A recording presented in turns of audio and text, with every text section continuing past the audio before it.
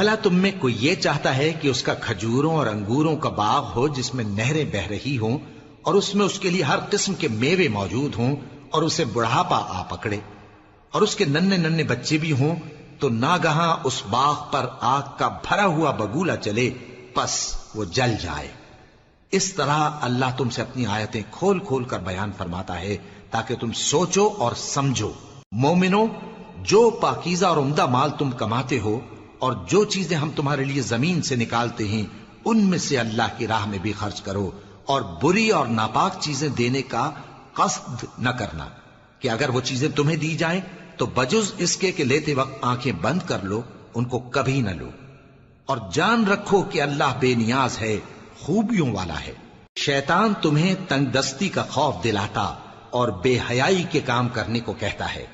और अल्लाह तुमसे अपनी बख्शिश और रहमत का वादा करता है।